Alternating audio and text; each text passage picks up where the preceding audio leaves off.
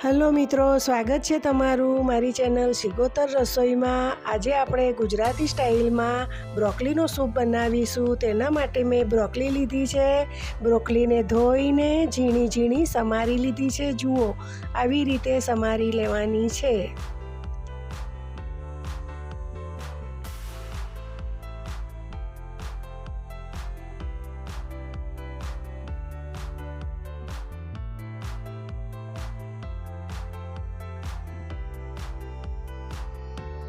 જુઓ, બ્રોકલીને આવી રીતે સમારી લેવાની।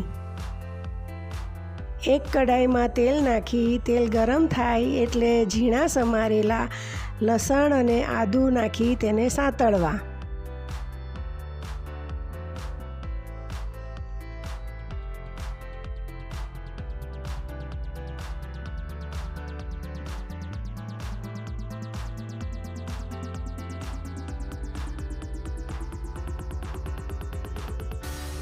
તેમાં એક નાની ઝીણી સમારેલી ડુંગળી નાખી ડુંગળીને સાંતળવાની।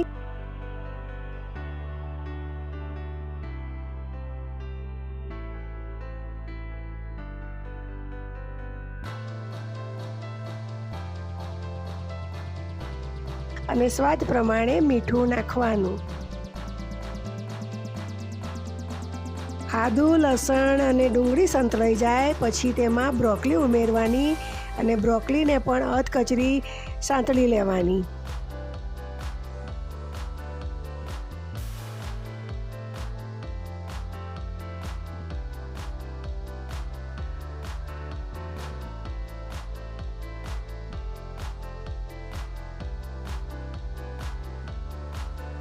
હવે તેમાં એક ગ્લાસ પાણી ઉમેરી બોઇલ થવા દો। બરાબર ચડી જાય ત્યારે ચેક કરવાનું।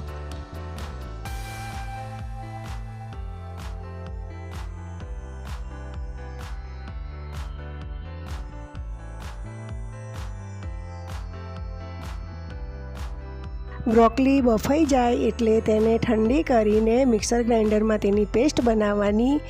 હવે જુઓ મિત્રો, અહીંયા મેં પેસ્ટ બનાવવામાં બાફેલા બટાકાનો ઉપયોગ કર્યો છે, કેમ કે આ સૂપમાં હું કોર્નફ્લોરનો ઉપયોગ નથી કરવાની।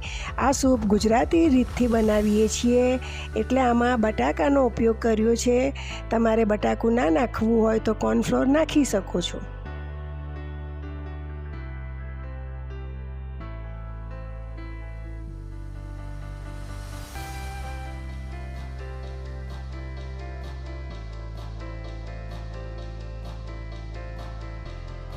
આપણી પેસ્ટ તૈયાર થઈ જાય એટલે તેને એક કઢાઈમાં ઉકાળવા માટે મૂકીશું।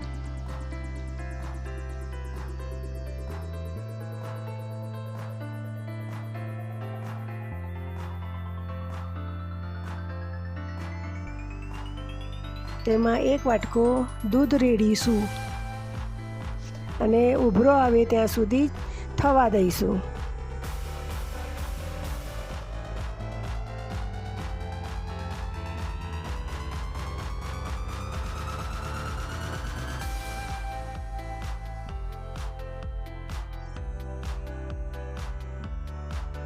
પછી તેમાં એક ચમચી મરી પાવડર ઉમેરવાનો અને બરાબર મિક્સ થવા દેવાનું। મરી પાવડર નાખ્યા પછી એક ઉભરો આવે ત્યાં સુધી ઉકાળવાનો અને પછી તેને સર્વિંગ બાઉલમાં લઈને સર્વ કરવાનું।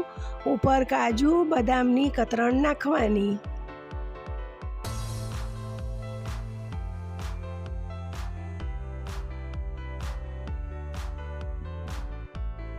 તૈયાર છે આપણો ગુજરાતી રીતથી બનેલો બ્રોકલીનો સૂપ।